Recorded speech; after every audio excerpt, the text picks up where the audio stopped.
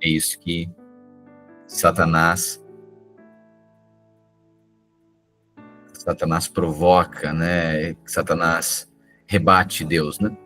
E aí Deus permite, então, que Satanás tocasse na vida de Jó, mas pediu que ao menos poupasse a vida. Pois bem, então Jó, alguém aqui que não tem a descrição de que Jó seja não tem a garantia nenhuma que Jó seja judeu, também não tem precisão aqui do momento histórico da vida de Jó, mas fica o princípio aqui de, sobretudo, como que a justiça de Deus funciona. Jó, então, alguém extremamente íntegro, temente ao Senhor, mas em que em algum momento da sua vida agora começa a perceber que a sua vida, mesmo sendo íntegro, a sua vida parece que vai de mal a pior. É então que vem doença na pele, ele perde a família, perde os bens, perde tudo. Contudo, não blasfemou contra Deus, porque era íntegro. A questão é que, a partir disso, alguns amigos foram visitar Jó, e esses amigos, então, viram que o estado de Jó era tão deplorável que, inicialmente, eles ficaram calados. Não conseguiam argumentar nada de tamanha dor, compaixão que sentiram de Jó. Pois bem, Jó, então, a partir disso, começa a questionar Deus. Ele diz, olha, esse meu sofrimento parece que é inexplicável também. Porque eu sou uma boa pessoa, eu tento fazer o bem. Mesmo eu fazendo bem, Deus permitiu que isso acontecesse na minha vida. Então a conclusão que Jó chegou era que Deus era um Deus injusto, não governa com base na justiça. Deus não governa o mundo com base na justiça. Por quê? Porque a lógica é que Deus abençoe os bons e os maus ele pune. Portanto, Jó pensando consigo, se eu que sou bom estou sendo punido, é porque Deus não governa o mundo com base na justiça.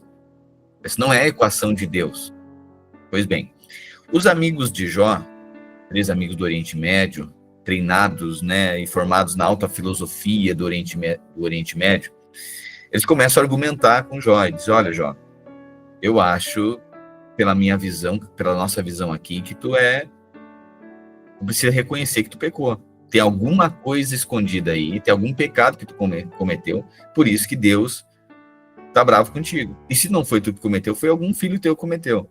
Precisa reconhecer isso. Ou seja, os amigos de Jó estavam dizendo, não, Deus é justo sim. E certamente isso está acontecendo porque tu fez alguma coisa.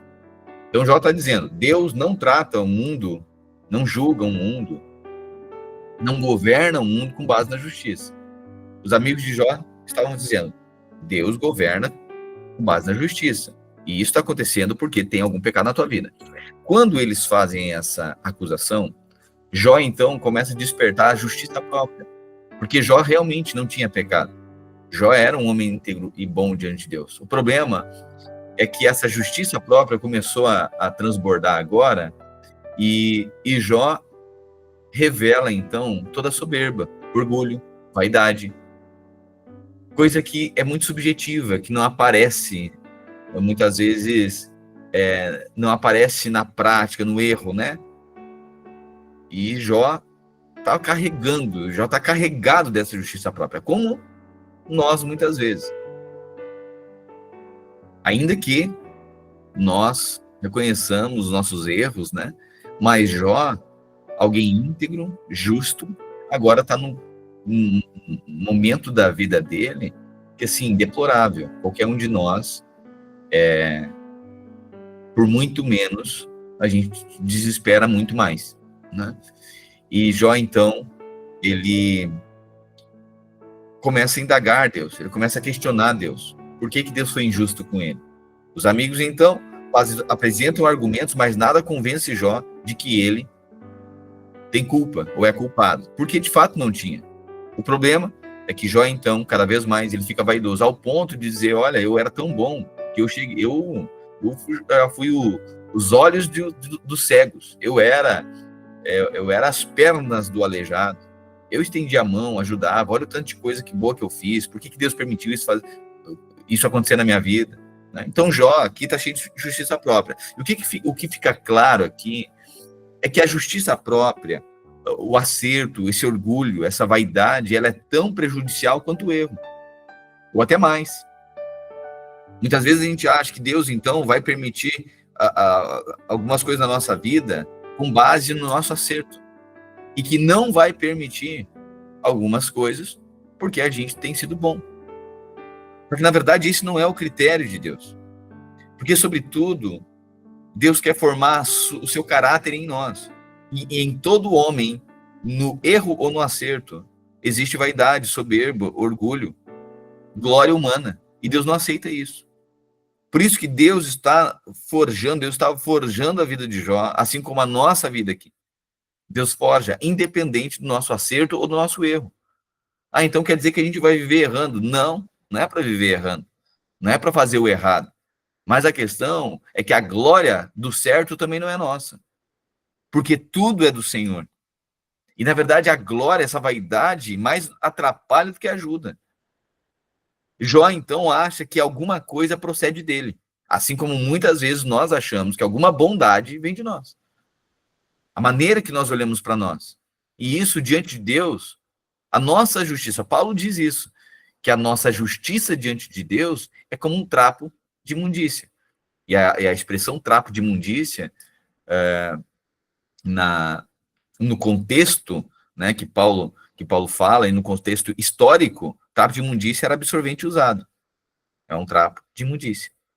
Então, Paulo está dizendo, olha, a nossa justiça diante de Deus é nada. Aquilo que a gente acha que é bom, isso é uma vergonha. Isso é desprezível. Né? Então, a gente precisa reconhecer, e esse é prioritariamente, é o grande teste das nossas vidas, nesse caminho, nessa jornada do Cristo em nós, a esperança da glória.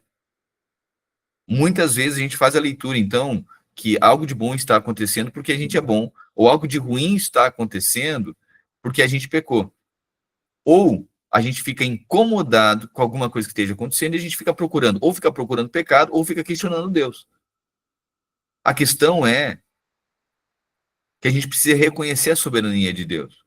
E todas as coisas que operam para o nosso bem. Todas as coisas Deus está forjando. Ah, então é porque eu quero saber o que Deus viu em mim que precisa ser tratado, então. E aí a gente quer entender, não precisa entender. A gente precisa continuar caminhando. Tá, então quer dizer que eu aceito tudo, um monte de tribulação que vem na minha vida? Não, você vai declarar. Se tem pobreza, declara que ele se fez pobre porque é que nós somos enriquecidos. Saúde, quer dizer então que eu vou aceitar isso e fica desse jeito? Não. Diante da enfermidade, você vai declarar que ele é a cura. Agora, toda a solução não é questionar os motivos pelo qual a gente está sofrendo alguma coisa, mas é olhar para Cristo e declarar a graça e o favor dele na nossa vida. É centralizar toda a nossa vida, vai se tratar agora de centralizar Cristo. A nossa vida, agora em Deus, né? Deus vai nos carregando para formar, impregnar a identidade de Cristo em nós, ao ponto de nós sermos uma tradução de quem o Senhor é. Nosso coração, nosso caráter, nossa maneira de falar, um coração benigno. Ah, mas eu não condeno ninguém. Pois é, mas tem aquele que fica condenando o pecado do outro. Verdade, tá errado? Tá errado, fica condenando o tempo inteiro, porque não se enxerga. Ah, não, mas eu não condeno ninguém. Bom, mas o fato de não condenar ninguém, às vezes, é porque a pessoa acha que tem bondade humana, né? E aí se acha bom. Então, na verdade, o homem precisa reconhecer que precisa de um Salvador. Precisa reconhecer que não há bondade nenhuma. Ah, mas eu acho que isso é demais. Bom, então tem que falar com Jesus. Chegar para Jesus. Você acha Jesus uma pessoa boa? Eu acho uma pessoa perfeita. Mas chegaram para Jesus e disseram, bom mestre. Jesus disse, não tem nada de bom em mim. Se tem alguma coisa de boa, é por causa do meu Pai. Olha a humildade de Cristo, entendendo, reconhecendo que se tem alguma coisa, alguma dádiva, é que foi dada do céu. Jó está nesse caminho de alguém que acerta muito, que é honesto, que é íntegro, que é temente ao Senhor, mas se ensoberbeceu, se tornou vaidoso pelos acertos. Dentro de uma relação, por exemplo, quando que a gente está cheio de nós mesmos? Quando a gente está acertando, quando a gente fez muito. E aí a gente fica soberbo. Eu vejo, né, muitas vezes, até no jogo de futebol, quando que o time vai para cima, quando está cheio de si, quando está ganhando. E às vezes, porque o nosso time está ganhando, aí a gente grita mais alto, a gente debocha, a gente provoca, porque o nosso time está ganhando. Aí vem a soberba. Né? Mas quando está perdendo, vem o ressentimento. Fica ressentido porque botou alguma coisa, fica ressentido de um costão. Então, na baixa, a gente vitimiza, na alta, a gente se vangloria, é a vanglória. Isso tudo é vaidade, isso tudo é soberbo. Pois bem, o livro de Jó, então, ele questiona, ele apresenta alguém que é honesto, íntegro, que sobrevém mal sobre a vida dele, e ele interpreta que Deus governa o mundo de forma injusta. Aparece 3 amigos que dizem, não, Deus é justo. E certamente não foi Deus que errou, foi tu que errou. E Jó se envaidece agora, fica soberbo, orgulhoso, e diz, não, eu não errei, eu vou provar para vocês a minha inocência. Aí, eles discutiram, vários amigos apresentaram argumentos, e Jó rebateu os argumentos e não aceita de jeito nenhum. Ao ponto de que Jó pede, eu quero falar com Deus, não quero mais falar com vocês. Porque eu não aceito o que vocês estão dizendo. E se Deus fala com vocês, Deus fala também comigo. É isso que Jó está falando. Agora ele quer falar com Deus. Aí aparece outro personagem, que é Eliú. E Eliú faz uma leitura um pouco diferente do que todos esses personagens que apareceram aqui. Eliú diz assim, olha, Jó, eu sou mais jovem entre todos aqui. Eu fiquei ouvindo vocês falar e se vomitando palavras aqui por todo esse tempo e vi que vocês não chegaram, vocês que parecem tão sábios, parece que não chegaram à conclusão e não deu conta, a sabedoria de vocês não deu conta de convencer o Jó, porque está cheio de argumentos. Agora eu quero falar, Jó. Agora eu vou falar e vocês vão me ouvir. Ele diz, olha, a primeira coisa que eu quero falar para vocês, a sabedoria, ela não é fruto de conhecimento natural, nem de experiência de vida, porque se fosse isso, vocês com barba branca, os argumentos de vocês teriam dado conta de Jó. Então a sabedoria não está no Cronos, a sabedoria é dada pelo Espírito de Deus. Eliú começa a argumentar agora dizendo, sabe de onde vem a sabedoria? A sabedoria vem pelo Espírito de Deus. Portanto, Jó, essas tuas perguntas só podem ser respondidas por Deus. Segunda coisa, Jó, tu tem que entender, talvez tu está dizendo que não tem pecado. Os outros amigos estão condenando, dizendo que tem pecado. Tu está dizendo que Deus governa o mundo não governa o mundo na justiça. Não é? Deus não governa o mundo com base na justiça. Os amigos estão dizendo que Deus governa sim com base na justiça. E, portanto, isso que está acontecendo é punição, penitência por algum pecado teu. Mas a minha visão, Jó, é que Deus muitas vezes usa disso tudo para forjar, trabalhar o teu caráter, trabalhar o nosso caráter. Deus vai usar muitas situações da vida, Jó, o sofrimento, ele pode ser um aviso para evitar males, evitar soberba, evitar orgulho, que pode levar à queda. Essa é a percepção agora de Eliú.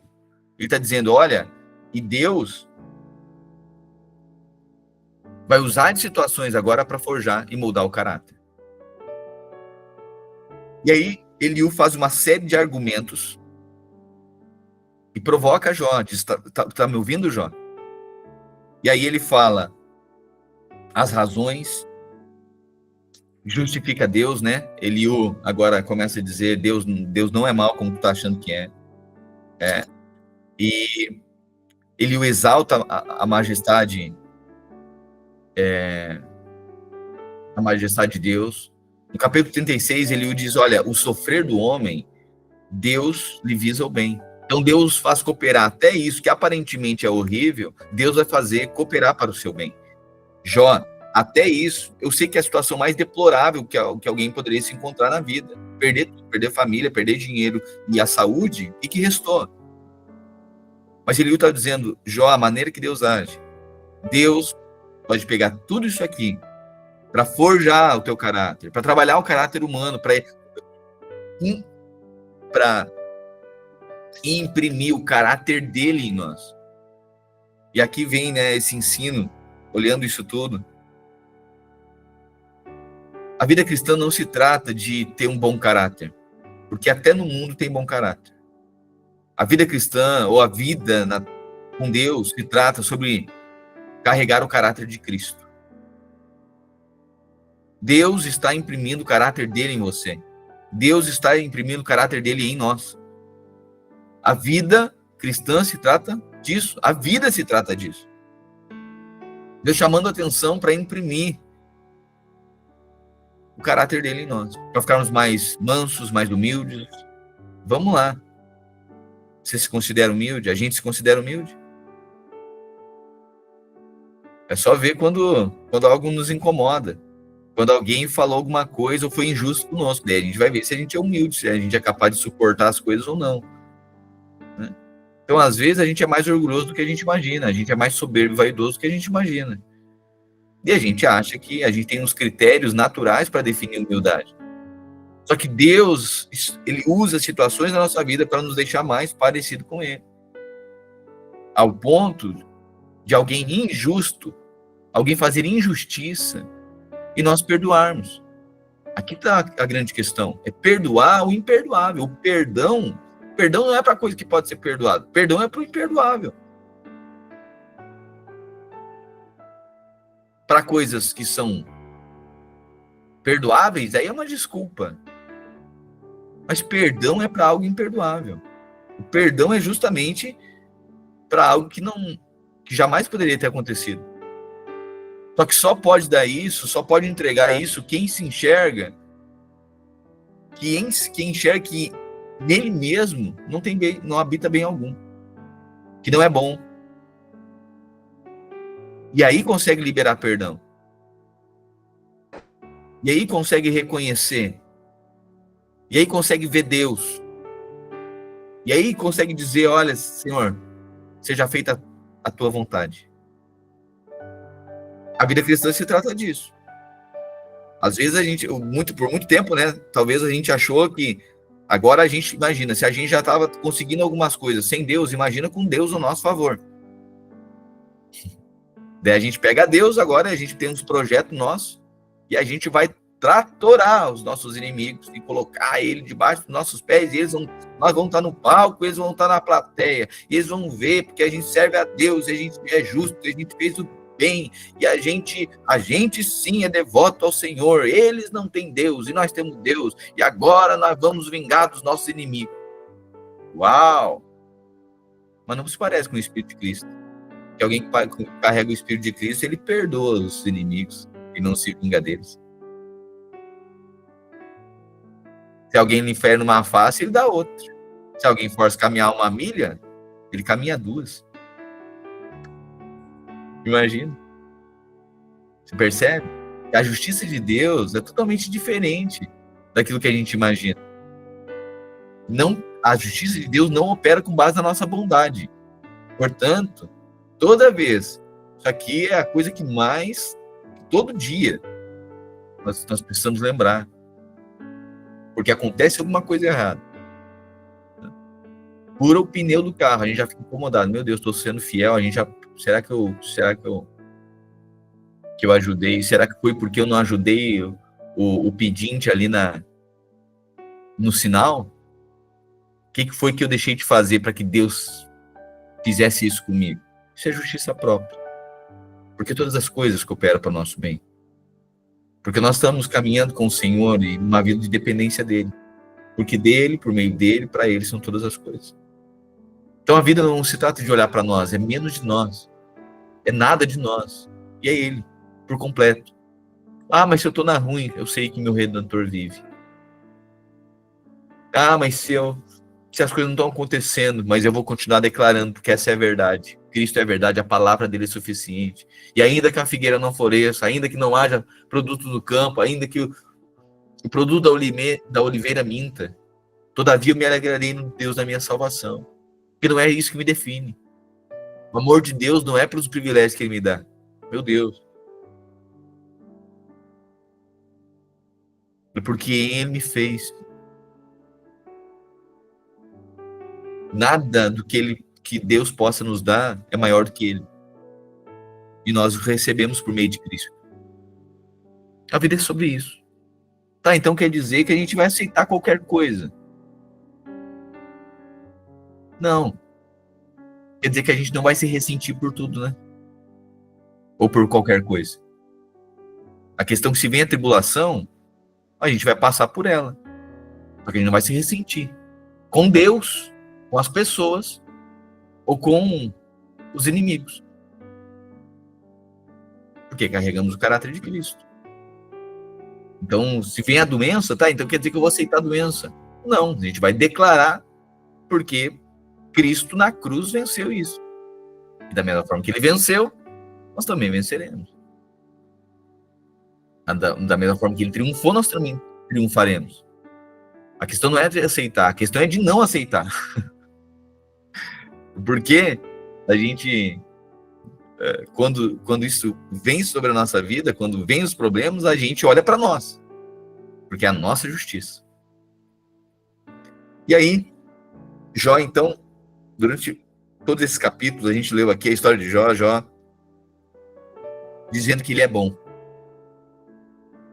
Ele é bom. Só de uma maneira pedagógica, porque a gente lê a Bíblia, cada um, sim, a gente lê para nós, né? Tô lendo para quem? Para mim. Eu preciso aplicar na minha vida. Aí vamos lá, a gente consegue responder? Você se acha bom? E eu tô perguntando para mim também, tá? Quero ser soberbo aqui, ele não me incluir nisso, por favor, né? Acho que isso tá muito claro. Mas você se acha bom? Você se acha uma boa pessoa? E a gente precisa todos os dias. E aí a evidência disso vai se revelar quando?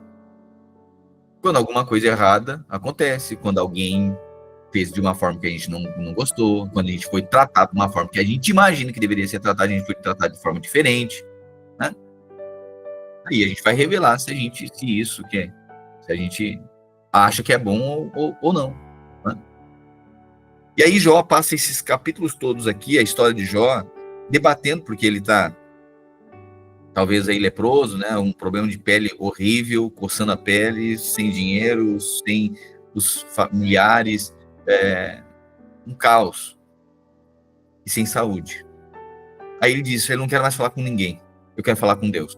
E aí ele ficou fazendo tantas argumentações de que eu sou os olhos do cego, eu sou as pernas do aleijado, eu ajudei, porque eu fiz, porque aconteceu, porque eu sou bom, eu nunca errei, eu quero saber cadê meu erro, então me aponta, cheio de justiça própria. Sabe quando alguém cheio de justiça própria fala?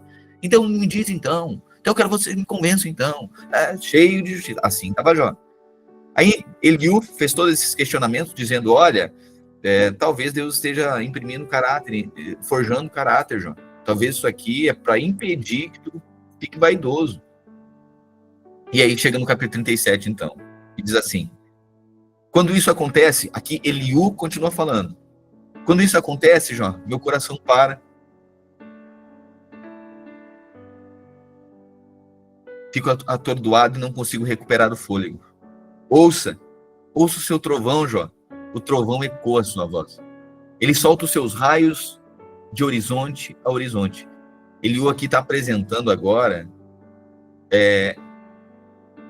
a defesa, como se ele estivesse defendendo Deus, né? Dizendo: o Jó, ninguém pode fugir de Deus. Ele é soberano. Ele solta os seus raios de horizonte a horizonte, iluminando a terra de um polo a outro. Em sua trilha, o trovão ecoa sua voz, poderosa e majestosa. Ele faz o possível e o impossível, Jó. Nada o detém. Ninguém pode se enganar com aquela voz. Sua palavra troveja tão maravilhosamente, seus poderosos feitos vão além da compreensão. Ele ordena a neve, cubra a terra com uma manta, e a chuva encharca o campo todo, e todos reconhecem a sua obra. Ninguém pode escapar de Deus. Ninguém pode escapar de Deus. Os animais selvagens procuram abrigo, versículo 8, rastejando para a toca. Quando a nevasca surge no norte e a geada forma uma camada na terra, é o sopro de Deus que forma o gelo e congela lagos e rios. Sim, é Deus que enche as nuvens de água e lança os raios de dentro delas. Ele as faz funcionar no ritmo que deseja e ordena que elas façam conforme tudo que determina. Seja por disciplina, seja por graça ou amor extravagante, ele se certifica de que se cumpra. Jó, você está me ouvindo? Olha ele agora. Jó, está me ouvindo? Captou tudo? Considere, Jó, as maravilhas de Deus. Você tem ideia de como Deus faz tudo isso? Como faz brilhar o raio do meio da tempestade tenebrosa? Como ele ajunta as nuvens e mantém carregadas, Jó? Todas essas maravilhas do perfeito conhecimento. Ora, você nem consegue se refrescar num dia de calor insuportável e abafado. Então, como acha que poderá ajudar a entender o céu que é como bronze? Se você é tão esperto, nos ensine a nos dirigirmos a Deus. Estamos perdidos, nem imaginamos como fazer. Acha que não tenho juízo para desafiar Deus? Assim não arranjaria problemas. Ninguém em sã consciência fica olhando direto para o sol num dia claro e sem nuvens. Assim como o ouro vem das montanhas do norte, uma temível beleza flui de Deus. Poderoso Deus tão longe do nosso alcance. Insuperável em poder e justiça. É impensável que ele trate alguém com parcialidade. Portanto, curvem-se diante dele em profunda reverência. Quem é sábio certamente o louvará. E agora então, depois dos argumentos todos de Eliú, no capítulo 38, finalmente, Deus vai falar com Jó. Lembra? Jó, com todos os seus amigos, refutando seus argumentos, Jó não se submeteu e não reconheceu. E é então que Deus vai agora lançar algumas perguntas para Jó. Eu acho lindo quando Deus decide ser Deus. Quando o pai decide ser pai, né? Sabe quando o pai diz assim, porque eu estou mandando? É quando o pai decide ser pai. Vai até um limite que o filho vai perguntando por quê, e o pai vai se explicando, dando de conhecer ao filho, né? Se fazendo, ampliando, né? Explicando, auxiliando na compreensão. Mas aí quando percebe que é soberba, aí o pai diz assim, porque eu estou dizendo que é assim e vai ser assim. E quem tu acha que tu é? E é isso que Deus faz com Jó. Deus faz 40 perguntas para Jó. Jó não conseguiu responder nenhuma. E aí então, no capítulo 38, Deus começa a falar com Jó e diz assim: finalmente, o Eterno respondeu a Jó por meio de um redemoinho ou por meio de uma tempestade. Ele disse: por que você complicou tanto a questão, Jó? Por que você fala sem saber do que está falando? Recomponha-se, Jó. Ponha-se em pé e erga a cabeça. Tenho algumas perguntas para você e quero que responda de forma direta. Vai a primeira, Jó. Onde você estava quando criei a terra? Diga-me, se é que tu sabe tanto. Quem decidiu o seu tamanho? O tamanho da terra? Por certo, você já sabe essa, né? Quem planejou as medidas da terra? Como sua fundação foi moldada e quem pôs a pedra principal, Jó? Enquanto as estrelas da manhã cantavam e todos os anjos entoavam louvor. Jó, quem tomou conta do oceano quando ele irrompeu, tal qual o bebê sai do ventre materno? Fui eu, Jó. Eu o envolvi em suaves nuvens e o deixei confortável durante a noite. Depois fiz uma cerca para o mar, bem forte, para que ele não saísse correndo. Eu disse: fique aqui, este é o seu lugar. Mesmo quando estiver furioso, não passe desse ponto. Alguma vez você ordenou amanhã, Jó, dizendo assim: levante-se, Ou disse qual era o lugar do amanhecer? Do mesmo modo, poderia segurar a terra nas mãos e sacudir os ímpios para fora dela? Assim como o sol traz tudo à luz e exibe todas as cores e formas, o manto da escuridão é arrancado dos ímpios. Eles são pegos com a boca na botija. Você encontrou o verdadeiro sentido das coisas, Jó? Você explorou as cavernas obscuras do fundo do oceano? Você conhece os segredos da morte, Jó? Você já viu os mistérios da morte? Você faz ideia da largura da terra, Jó? Fale se é que você consegue. Você sabe de onde vem a luz? E onde mora a escuridão? É capaz de tomá-las pela mão e conduzi-las de volta à sua morada, caso venham a se perder? Ora, é claro que você sabe, né, Jó? Você as conhece a vida inteira. Você é tão sábio e experiente. Você já viajou para onde a neve é feita, Jó? Viu o armazém onde o granizo é estocado? Os arsenais de granizo e neve que mantêm para períodos de confusão ou de guerra? Você é capaz de encontrar o caminho por onde os raios são lançados ou o lugar de onde os ventos sopram? Quem você supõe que entalhou os cânions para as chuvas torrenciais e traçou a rota das tempestades de trovão? Quem você imagina que levou água a lugares não habitados, a deserto que ninguém jamais viu, molhando os solos improdutivos para que ficassem tomados de flores silvestres e grama? E quem você acha que é o pai da chuva e do orvalho, Jó? A mãe do gelo e da geada? Você não pensou nem por um minuto que essas maravilhas simplesmente acontecem, não é? O que Deus está dizendo? Tu não acha que isso aqui é obra do acaso, né, Jó? Você pode chamar a atenção das belas irmãs Pleiades ou distrair o Órion de sua caçada? Você pode fazer Vênus surgir no céu ou fazer a ursa maior e seus filhotes sair para brincar? Você conhece as leis do céu e das constelações, Jó? Sabe como elas afetam as coisas na Terra? Você pode chamar a atenção das nuvens e decretar uma pancada de chuva? Pode controlar os relâmpagos e fazê-los obedecer às suas ordens? Quem deu sabedoria ao coração e o entendimento à mente, Jó? Alguém sabe o bastante para contar as nuvens e virar os barris de chuva do céu, quando a terra está fendida e seca e o chão duro como tijolo? É você que ensina a leoa a se aproximar silenciosamente da sua presa e satisfazer o apetite dos seus filhotes, quando eles se arrastam em sua toca, esperando famintos pela comida? E quem alimenta os corvos, quando seus filhotes gritam para Deus, batendo as asas porque não tem comida? Você sabe em que mês as cabras da montanha dão à luz? Já observou uma corça parir sua cria, Jó? Você sabe por quantos meses ela fica prenhe? Sabe dizer a hora de seu parto? Quando ela se agacha e dá à luz? Seus filhotinhos crescem e tornam-se independentes, vão embora e não voltam. Quem você acha que deixou o burro selvagem solto?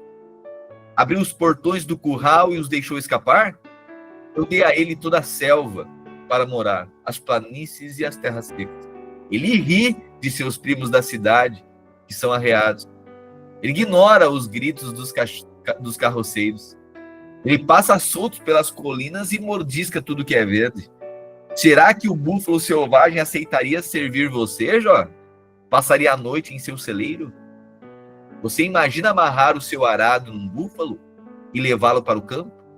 Ele é muito forte, sim, mas você confiaria nele? Ousaria confiar o trabalho a ele? Você não confiaria nem por um minuto, Jó. Que ele faria o que você mandou, não é? A avestruz bate as asas, mas não voa. Todas aquelas penas lindas. Ela bota ovos no chão batido. Deixa-os lá para que a areia os aqueça. Não se importa que possam ser pisados ou quebrados por algum animal selvagem. Ela é negligente com seus filhotes, como se nem fossem dela. Não se importa com nada. Ela não foi criada muito esperta, isso é claro. Não foi dado a ela um pingo de bom senso. Mas quando ela corre, como corre. Brincando, ela deixa o cavalo e o cavaleiro comendo poeira. Foi você quem deu ao cavalo a coragem e adornou como uma bela criada, Jó? Foi você que criou para cavalgar orgulhosamente e espalhar medo nos seus nobres relinchos? Impetuoso, ele bate com as patas no chão, impulsivo, determinado, e depois sai à luta. Ele ri do perigo, destemido, não tem medo da espada. O barulho e o tinido da aljava e da lança não o amedrontam. Ele se agita e ao soar da trombeta sai correndo a galope.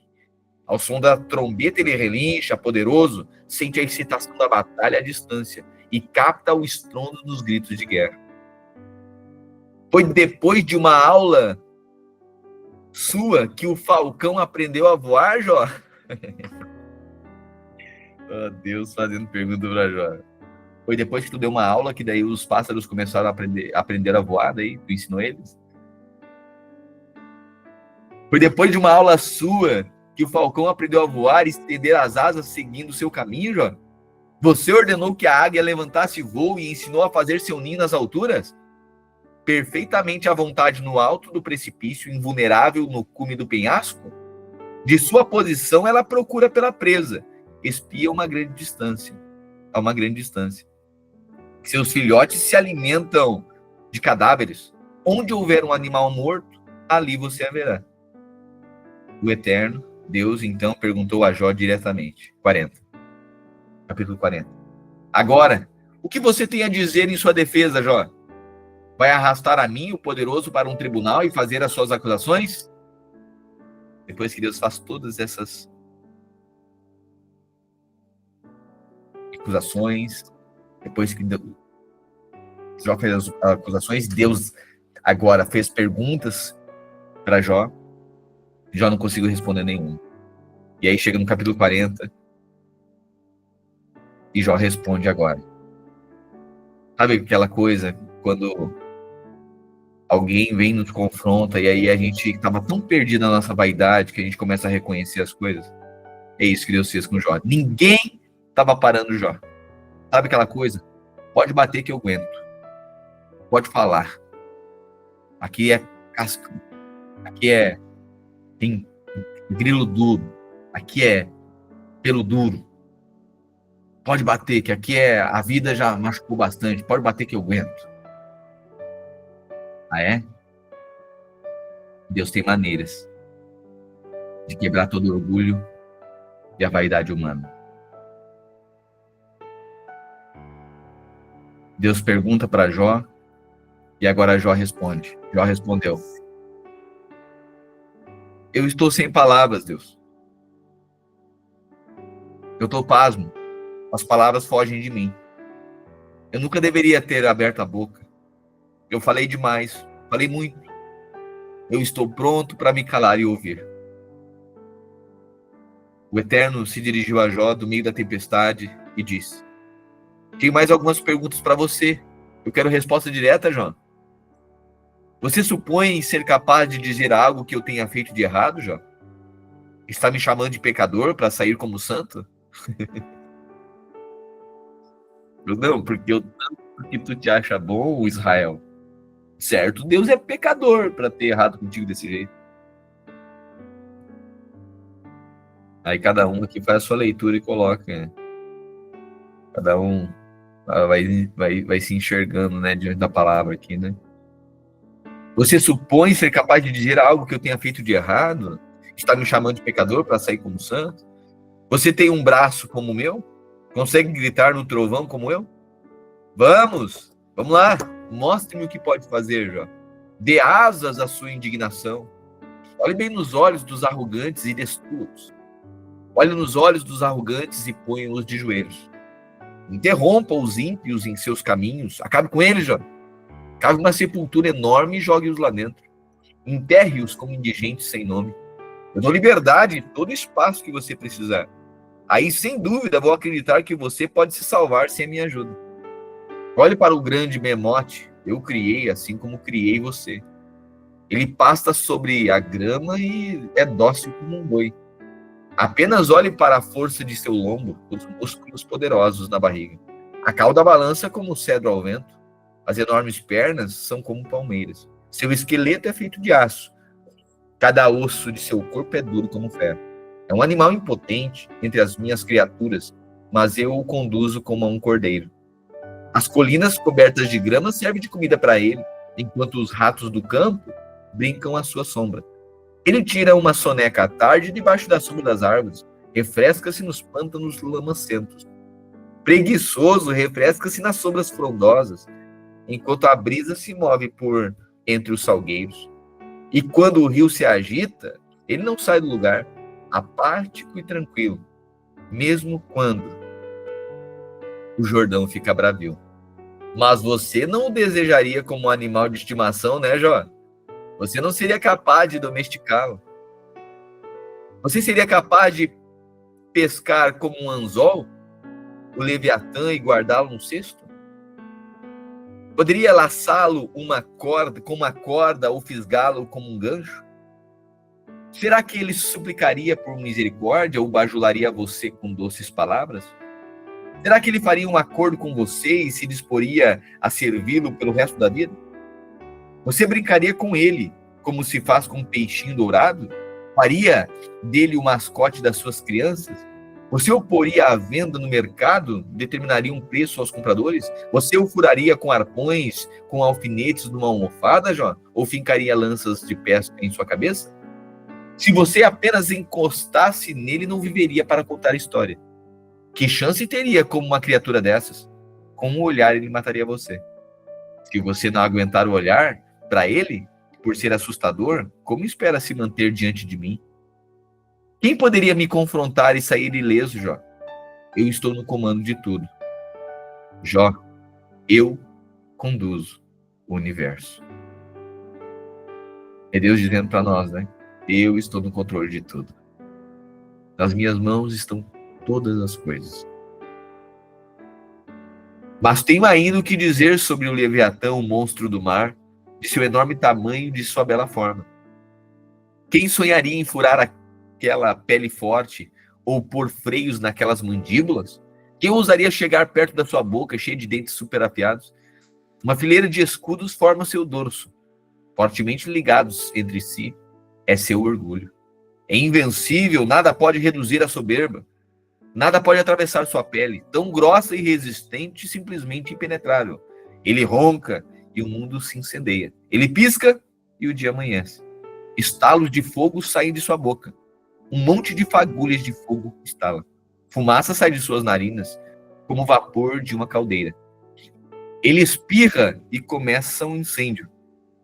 Chamas de fogo saltam da sua boca. Sua força é tanta que amedronta. Encontrar-se com ele é brincar com a morte. Vigoroso e ágil, é rígido por todos os lados. Duro como rocha, invulnerável. Até os poderosos correm e se escondem quando ele aparece. Encolhem-se de medo diante do violento agitar da sua cauda. Dardos são inofensivos em sua pele. Os arpões batem e voltam sem fazer um arranhão. Barras de ferro são como cortiça para ele. Armas de bronze, sem comentários. As flechas nem mesmo fazem piscar. Os dardos não têm diferença dos pingos de chuva. Um machado parece lasca de graveto para ele. A ponta da lança ele leva na brincadeira. Sua barriga é tão forte que parece blindada. E quando anda, deixa marcas profundas na terra. Ele agita as profundezas das águas do oceano, como se agitam as águas com a fervura. Deixa um rastro luminoso que se estica atrás dele. Parece até longas barbas nas profundezas do oceano. Não há nada neste mundo como ele. Nem uma grama de medo reside naquela criatura. Ele domina os grandes e poderosos. É o rei do oceano, o rei das profundezas. Jó agora responde, capítulo 42, mais uma vez. E Jó diz assim: eu estou convencido. Tu podes fazer tudo, Deus. Qualquer coisa. Nada nem ninguém pode frustrar os seus planos.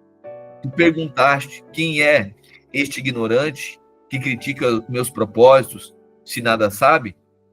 Admito, Deus, fui eu. Falei sobre coisas além da minha compreensão. Meu Deus. Oh, Deus. É lindo também ver quando alguém reconhece, né?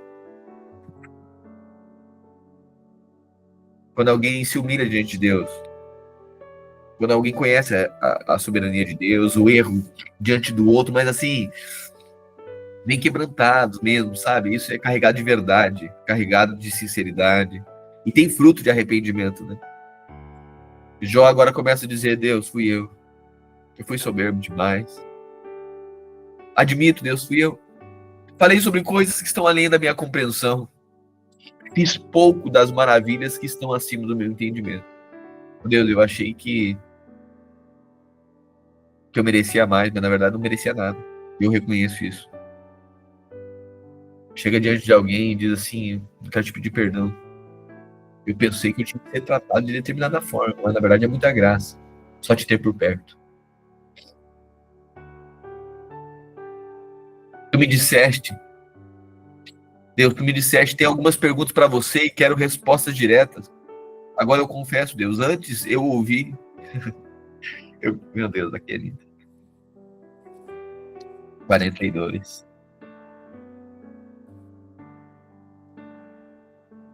Eu vou ler na versão RA agora, esse capítulo 42, até o 6, do 11 6. Então respondeu Jó ao Senhor: Senhor, eu bem sei que tudo podes, e nenhum dos teus planos pode ser frustrado. Quem é aquele, como disseste, que sem conhecimento encobre o conselho? Na verdade, falei do que não entendia, Deus. Coisas maravilhosas demais para mim, coisas que eu não conhecia. Escuta-me, pois havias dito, e eu falarei, eu te perguntarei, e tu me ensinarás. Aqui tem uma das sentenças mais lindas do livro de Jó, assim como eu sei que meu Redentor vive, né? E aquele momento que ele dá um lapso ali nesse murmúrio todo, ele dá um lapso de esperança, né? Ele diz: eu sei que meu Redentor vive, um dia se levantará. Mas agora no 42, versículo 5, ele diz assim: Deus, sabe, depois que Deus nos quebra, depois que a gente começa a enxergar, precisamos dele, a gente fica mais humilde, mais quebrantado, a gente começa a contemplar o Senhor. Como agora algumas pessoas estavam dando testemunho, né? Nossa, eu comecei a ver coisa diferente da minha esposa que eu não via antes. Eu via com determinados olhos, mas agora eu vejo algo totalmente diferente. Eu estava tanto na contemplação dos meus privilégios, talvez da minha vaidade, mas agora tudo é diferente. E Jó diz assim: Deus, tu pergunta e diz para mim que quer resposta direta, e eu quero te confessar uma coisa. Eu fiz todas essas perguntas, Deus, porque eu só te conhecia de ouvir falar. Mas eu quero te falar, eu quero dizer agora meus olhos te veem. Eu conhecia de te ouvir falar, mas agora os meus olhos te veem. Por isso, Deus, eu me arrependo profundamente, perdoa-me. Eu me abomino. Me arrependo no pó e na cinza, me perdoa. Me perdoa. Depois de acabar de falar com Jó, Deus virou-se para Elifaz, o tematita, e disse: agora Deus pega e repreende os amigos de Jó. Porque eles estavam condenando Jó também. Eles estavam refutando os argumentos de Jó, mas eles estavam imprimindo condenação. E aí Deus, então, agora, Deus restaura Jó. E agora Deus refuta. Elifaz, Deus corrige. Agora é com você e seus 2 amigos, Deus diz. Estou farto de vocês, pois não foram honestos comigo, nem no que disseram de mim a meu servo Jó. Portanto, eis o que vocês devem fazer. Peguem 7 touros e 7 carneiros e levem para meu servo Jó. Entregue uma oferta de sacrifício, e o meu servo Jó orará por vocês. Assim vou aceitar a oração de vocês. Ele clamará a mim para não tratar vocês como merecem, depois de terem falado tanta mentira a meu respeito e também por não terem sido honestos comigo, como o meu servo Jó. Assim eles fizeram. Ele faz o temanita, Bildade de Suá e Zofar de Naamate. Fizeram o que o Eterno ordenou. E o Eterno aceitou a oração de Jó. Depois que Jó intercedeu por seus amigos, o Eterno restaurou. Eita. Capítulo 42, versículo 10. Olha agora. Mudou o Senhor a sorte de Jó. Depois de tudo isso, período de quebrantamento, situação deplorável, humilhação, pobreza, doença e conflito, morte, conflitos familiares. Imagina, a mulher não estava bem com ele, mandando, olha, amaldiçoa esse Deus e morre. Jó, um período horrível da sua vida, o pior momento da sua história.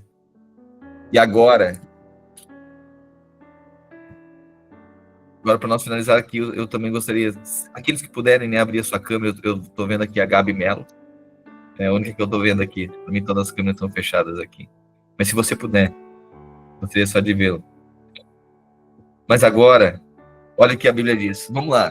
Se lembra que no capítulo 1, Jó diz assim: olha, eu não saí do ventre da minha mãe. Depois que ele perdeu tudo, ele reconhece e diz assim: olha, eu não vou ficar chateado por isso. Por quê? Porque eu saí nu do ventre da minha mãe e é nu que eu voltarei para lá. Portanto, louvado seja o nome do Senhor. Você lembra disso? Porque Jó estava vendo naquele momento, ele estava tirando conclusão a respeito de Deus naquele momento, assim como muitos de nós, na pior temporada a gente diz fazer o quê, né? Deus quis. Mas a história não acaba aí. Assim como na nossa vida, não acaba. Talvez a gente diz, fazer o quê? Eu sei, Deus me deu, Deus tomou, e eu vou me contentar com isso. Acalma, Jó. Que não acaba aqui.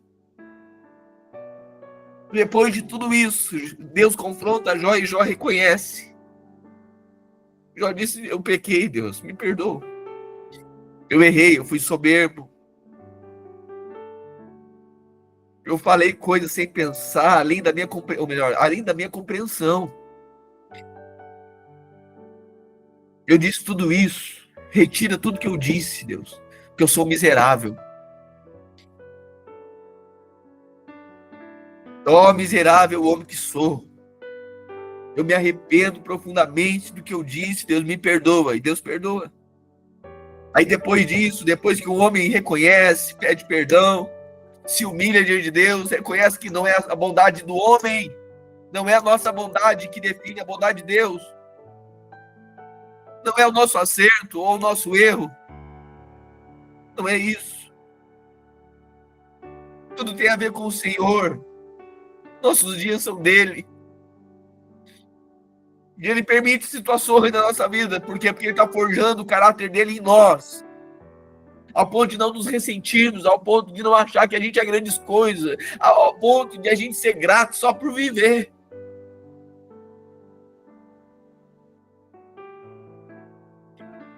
Jó pede perdão ao Senhor e diz: eu errei tanto. Sabe aquelas pessoas que a gente julga tanto, mas quando a gente se enxerga, a gente diz: meu Deus, eu que na verdade sou devedor.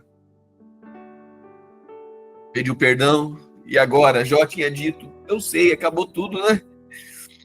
Deus deu, Deus tomou, tá bom, acabou aqui. Não, Jó.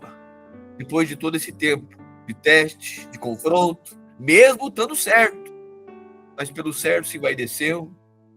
Deus permite isso tudo, confronta Jó e agora leva ele à humildade. Versículo 10 do capítulo 42, Jó diz assim, a Bíblia diz assim: mudou o Senhor a sorte de Jó. Deus mudou o vento. Deus soprou para o outro lado.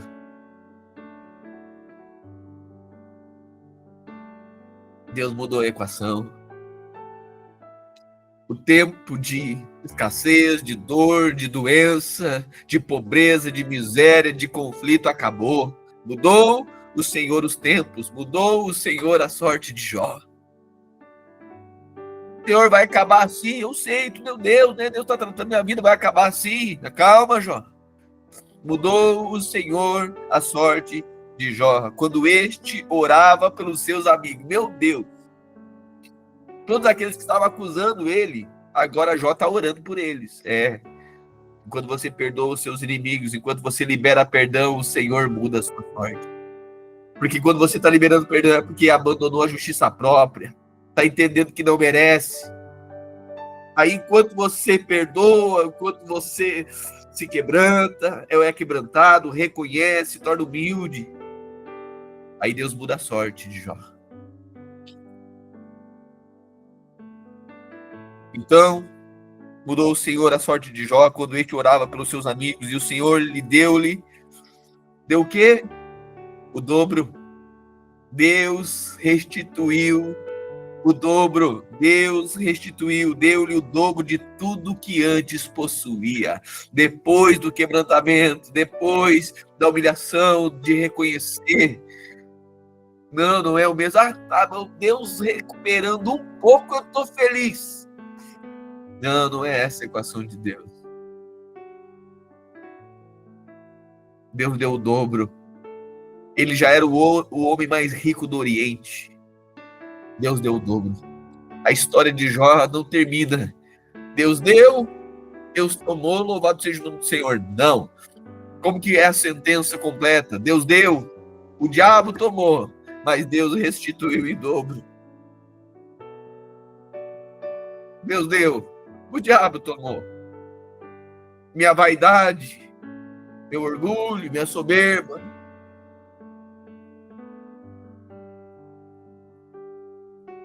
Deus permitiu isso tudo. O diabo tomou. Mas Deus restituiu tudo em dobro.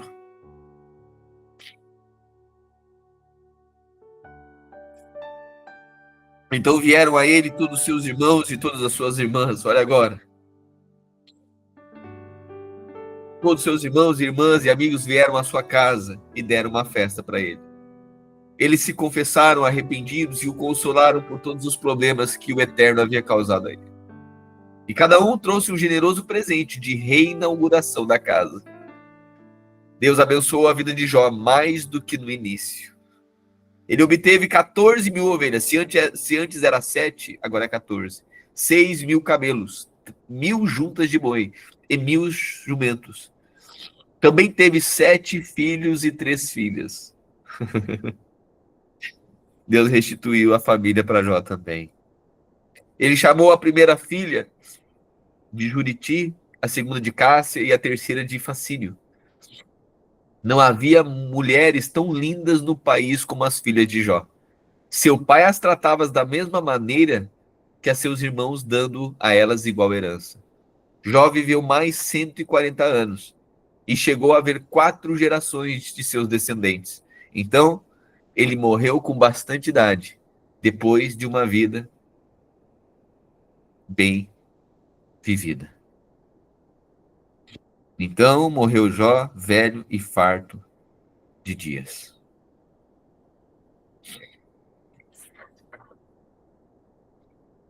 Amém? Se você puder, né? Aqueles que podem, sei que alguns estão no trânsito, alguma coisa assim, né? Feche seus olhos e faça uma oração sincera diante do Senhor e agradeça pela bondade dele. E saiba que na sua história, quando você reconhece, quando você percebe a mão de Deus, quando você abre mão da justiça própria, quando nós saímos do centro, o nosso eu no centro, Deus tem o poder de restaurar a nossa sorte, de mudar os ventos. Eu quero declarar na sua vida que o Senhor há de trazer restituição e restauração. Que o Senhor restitua tudo aquilo que foi roubado, tudo aquilo que foi perdido. Mas, sobretudo, imprima o caráter dele em nós. Imprima o caráter dele na sua vida. O Senhor usa de situações para nos deixar mais mansos, mais humildes, mais quebrantados.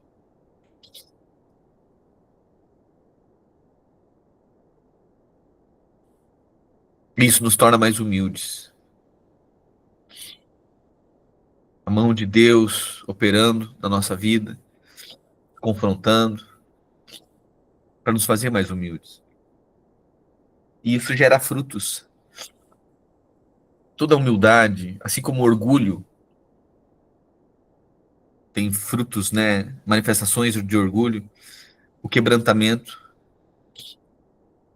deixa a pessoa mais vulnerável, sincera. A pessoa fala, compartilha, reconhece, dá nome para as coisas. Essa foi a história de Jó. Essa é a história do Israel que está acontecendo. Vai acontecer até Jesus voltar. A boa obra que ele começou, ele vai completar até o dia da sua volta. Deus começou uma obra na sua vida. E ele vai completar até o dia da sua volta. Deus começou uma obra na nossa vida. Não é sobre 50, 70, 80, 90 anos. É sobre a eternidade. Existem coisas que talvez você diga assim, mas eu não merecia isso. Eu não fiz nada para merecer. Eu acho que isso é injusto. Eu não sei por que que Deus permitiu. E aí, na caminhada, Deus vai se foi fazendo tanto questionamentos e cada vez a coisa foi ficando pior. É até então que a palavra de Deus nos confronta, a gente encontra agora Cristo, o Cristo nos encontra e começa a nos revelar toda a nossa vaidade, soberba, justiça própria, arrogância, ira. E é isso que Deus está formando, é o caráter dele em nós. Deus confronta tudo isso. E a partir do momento que nós reconhecemos isso, a gente se torna humilde, perdoa o imperdoável, reconhece aquilo que jamais reconheceríamos antes, se submete, sendo que jamais alguém havia mandado em nós. Obedece, se torna puro como uma criança. E é então que Deus muda a nossa sorte. Mais uma vez eu quero declarar sobre a sua vida que esse ano é o ano da restauração, da restituição, sobretudo da restituição da pureza do seu coração, da restituição da humildade que nós, enquanto homens, tínhamos antes da queda, antes do pecado. Coração sincero, coração puro, coração de Cristo. A centralidade da nossa vida é Cristo. Não somos grandes coisas. É o Senhor na nossa vida. Pode ter certeza. Tenha convicção disso. Deus já foi muito bom conosco. A gente tem muito mais do que a gente merece. Deus não está em dívida conosco. Deus não está em dívida conosco. A gente tem muito mais do que a gente merece. Somos gratos pela casa que temos, pelo teto, pelas relações. Deus foi bom conosco. Não sei que às vezes a gente acha que não, muitas vezes achamos que não. Mas Deus é bom. Ele nos deu a graça de sermos salvos. Estamos salvos. Ele está nos forjando, preparando nosso caráter. E seremos a habitação eterna dele. Para sempre. Para sempre. Para sempre.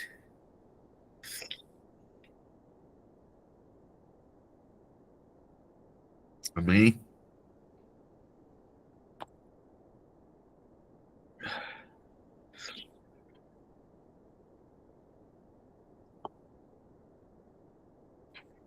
Você consegue ouvir?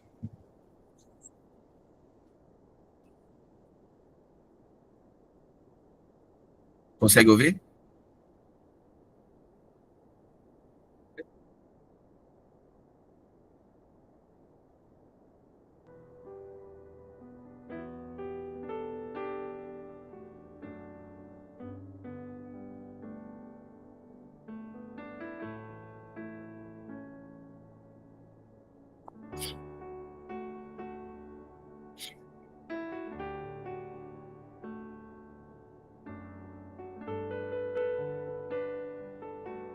Quem estiver administrando aí, por favor, coloque aquela música.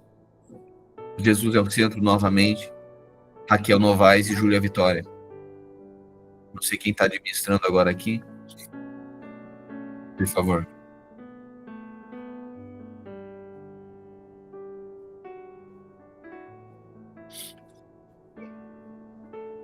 alguém me ouvindo? Administrador.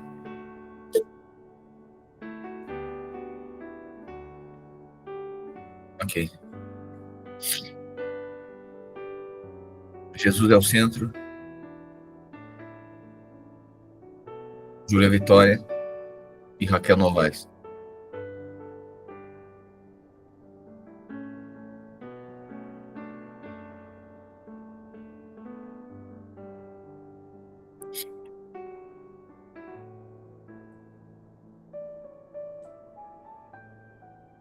Amém.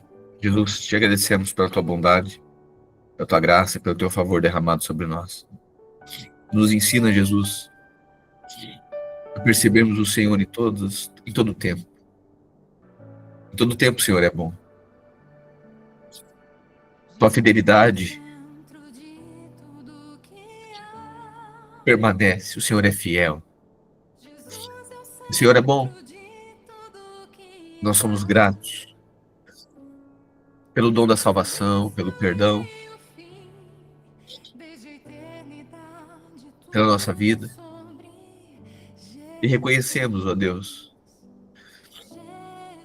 que precisamos do Senhor. Livra-nos de nós mesmos, Deus. Opere em nós o teu querer, por mais amedrontador que seja declarar isso. Mas nós reconhecemos que nos teus braços, nas tuas mãos, é o melhor lugar. É o lugar que a gente menos quer estar. Mas é o lugar que mais nós precisamos estar. É o lugar que a gente perde o controle. É um lugar que a gente não tem domínio mais de coisa alguma. Nós reconhecemos o Senhor, a tua soberania na nossa vida, os teus planos na nossa vida. Somos gratos pela igreja, pelos irmãos, pelos amigos, sobretudo pela tua palavra.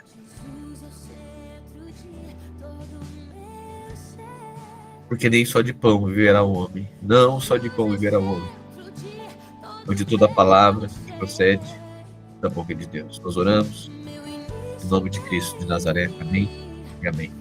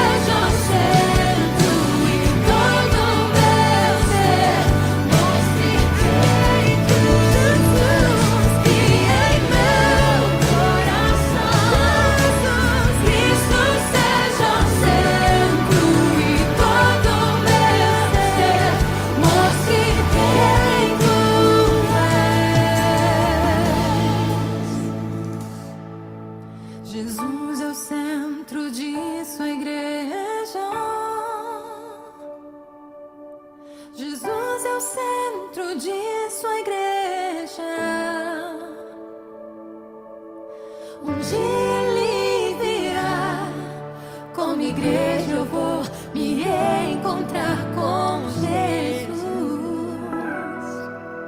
Jesus, Jesus, Jesus, Maranata, vem Jesus, Jesus, Jesus, Jesus, vem Jesus,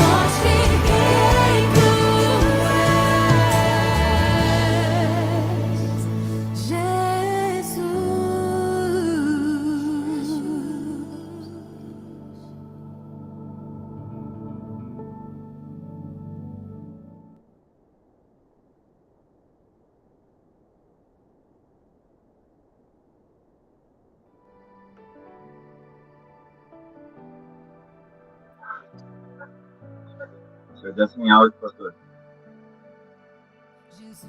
Amém. Obrigado. Uma boa tarde para você. Espírito Santo ministre todos os dias do nosso coração, né? Nos lembre.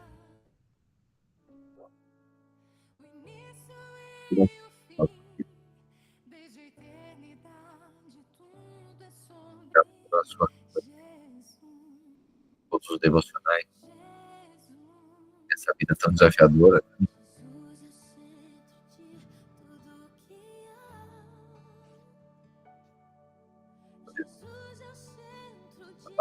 Às vezes no intervalo, às vezes pega um pouco, mas tudo isso está contado diante do Senhor. E sobretudo, isso é muita bondade do Senhor também. Amém? Bom final de semana para você, um ótimo sábado, um ótimo domingo também. Amanhã nos encontramos aqui novamente e viramos a página e agora chegamos no livro de Salmos, né? Os Salmos de Davi. Lindo, poético, de muita celebração, de muitos desafios também que Davi enfrentou. Salmo de Moisés também, se você não sabe, Moisés tem um salmo também. Né? E nós vamos agora passar alguns dias aí no livro de Salmos, tão poético, tão cheio de louvor a Deus, engrandecendo ao Senhor. Amém? Grato, boa tarde para você. Graça e paz.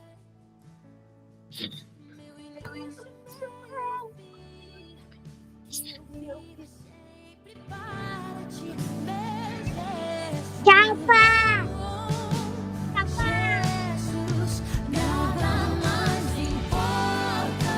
Tchau, lindo.